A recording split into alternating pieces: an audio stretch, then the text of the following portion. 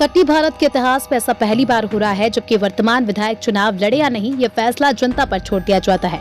विजय राघवगढ़ विधानसभा में 21 से 25 अगस्त तक वोटिंग प्रक्रिया चलेगी। 25 अगस्त को ही वोटों की गिनती शुरू होगी। वोटिंग का परिणाम तय करेगा कि विजय राघवगढ़ विधानसभा में प्रत्याशी कौन होगा। विधायक संजय पाठक ने कहा कि वोटिंग के नतीजे ही तय करेंगे कि मैं चुनाव लड़ूंगा या नहीं। अगर 50% से एक भी वोट कम मिलता है तो मैं चुनाव नहीं लड़ूंगा। गांव-गांव कार्यकर्ता मतदान प्रक्रिया पूरी कराएंगे। इस दौरान सोशल मीडिया और फेसबुक पर लाइव वोटिंग होगी। कार्यकर्ता जनादेश के लिए मतदान पेटी लेकर रवाना हो गए हैं। गांव-गांव बूथ स्तर पर कार्यकर्ता जाएंगे। 5 दिन तक मतदान होगा। इस मतदान को पारदर्शी तरीके से किया जाएगा। इसके बाद परिणाम घोषित किया जाएगा।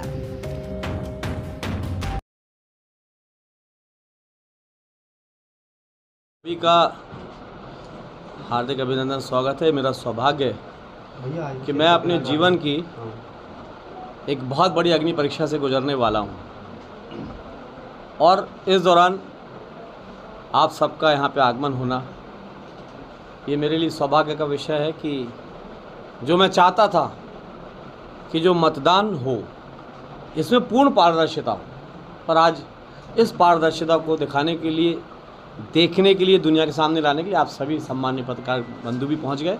ये मेरे लिए बड़े सौभाग्य की विषय बात है। मैं समझता हूँ पूरे भारत में संभवतः पहली बार ऐसा हो रहा होगा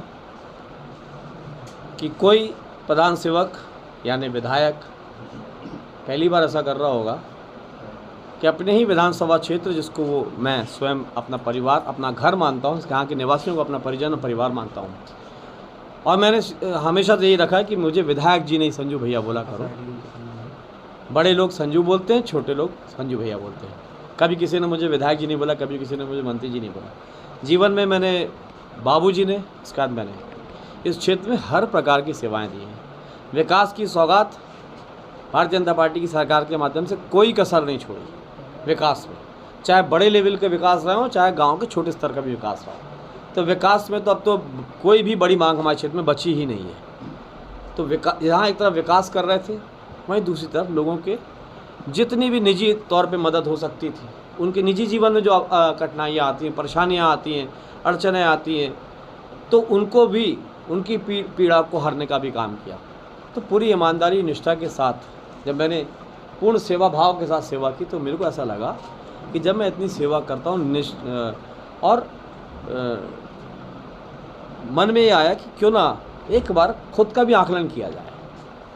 हर बार जनता मुझे स्नेह करती है, परिजन मेरे को प्यार करते हैं, इस क्षेत्र के लोग मुझे अपने परिवार का बेटा स्वरूप मानते हैं। तो मैंने कहा एक बार अब चुनाव के मौके पे, चुनाव आने के पहले मैं अपने परिजनों से आदेश लूँ कि क्या वो फिर से मुझे अपना अगली बार प्रधान सेवक के रूप में देखना चाहते हैं, चुनना चाहते हैं कि नहीं। और इसलिए मैंने तय किया कि जब इतने मैंने भाव के साथ यहाँ पे क्षेत्र में लोगों की सेवा की है, तो 50% से ऊपर लोगों का मन जीता हूँ कि नहीं आज तक। क्योंकि चुनाव जीतने की तो 40, 42, 43% वोट भी पर्याप्त होते हैं।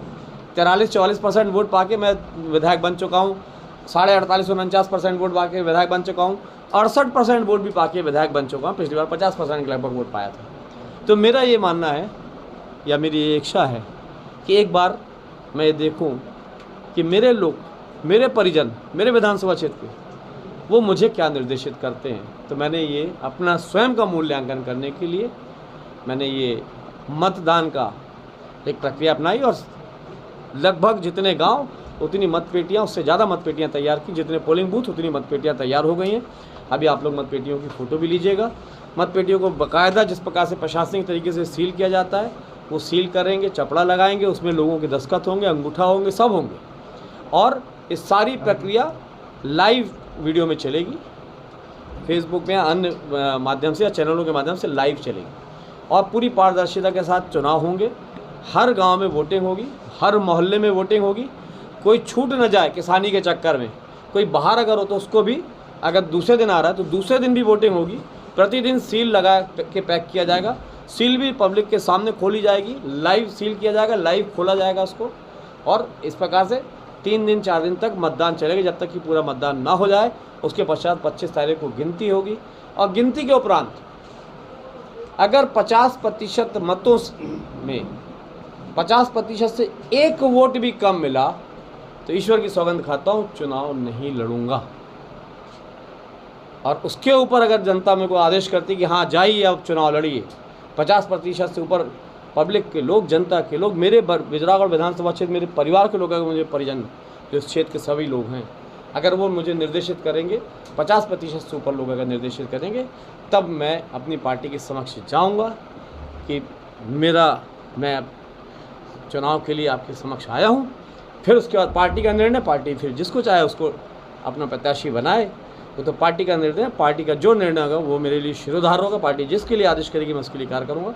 लेकिन ये मूल्यांकन जो हो रहा है, ये मैं अपना स्वयं का निजी मूल्यांकन कर रहा हूँ और स्वयं को अग्नि परीक्षा में डाल रहा हूँ कि इतनी सेवा के बाद भी क्या मैं 50% से ऊपर लोगों का दिल जीत पाया या नहीं जीत पाया। इसलिए मैंने इस प्रयोग को लाया है। संभवतः भारत में पहला प्रयोग हुआ है।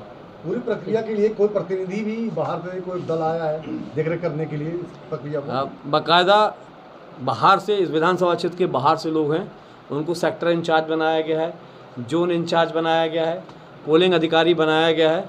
वो सब लोग जाएंगे और सामने खड़े होकर वहाँ पे पोलिंग कराएंगे। कितने पोलिंग बूथ बनाए गए हैं इस पूरे? 280। मतदान में एक इंक का उपयोग होता है, उसका उपयोग इंक का उपयोग भी हो रहा है, चूँकि 3 महीने बाद चुनाव होने की संभावना पूरी है, 3-3.5 महीने में। इसलिए इंक का निशान उंगली में ना रह जाए, इसलिए छेंगली में, छोटी उंगली में निशान लगवा रहे हैं, ताकि वो निशान या तो छूट जाए, अगर रह भी जाएगा तो चुनाव में दिक्कत नहीं होगी। इसलिए छेंगली में मार्कर पेंसिल के परमानेंट मार्क किया जाएगा, ताकि कोई परिणाम तो आपके पक्ष में अगर आता तो उसके लिए फिर क्या अगला कार्य होगा? जब तक शरीर में सांस है, अंतिम सांस तक इस क्षेत्र की सेवा करने का संकल्प मेरा परम पूज्य पिताजी ने के ज़माने से ही आ रहा है। चुनाव लड़े या नहीं लड़े एक अलग विषय है। प्रधान सेवक के रूप में मुझे यहाँ पे विधायक बनना चाहिए नहीं बनना चाहिए, ये निर्णय मेरे क्षेत्र के लोगों को अभी करना है। तब मैं टिकट के लिए अपनी पार्टी के पास जाऊँगा। लेकिन जहाँ रह गई बात सेवा की, तो परिणाम चाहे जैसा हो, सेवा के लिए ही मेरा जन्म हुआ है। मैंने हमेशा बोला है कि मैं एक पोस्टमैन की भूमिका में हूँ। लक्ष्मी माता की कृपा से जो भी मेरे को अर्जित होता है वो मैं उनके पात्र लोगों तक पहुँचा देता हूँ। अपने हिस्से का, अपने परिवार के हिस्से का रख लिया, और बाकी जो है वो ज़रूरतमंदों में बांटता आया हूँ। जीवन भर सेवा करूँगा, अंतिम सांस तक सेवा करूँगा। बैलेट पेपर सेम ना हो उसके लिए क्या करा गया है? क्योंकि विपक्ष भी आपकी पेटी चोरी करके और बैलेट पेपर डाल सकता है। नहीं कर पाएगा, उसके लिए सारे तोड़ हैं उसके लिए। वो राज को राज रहने दीजिए।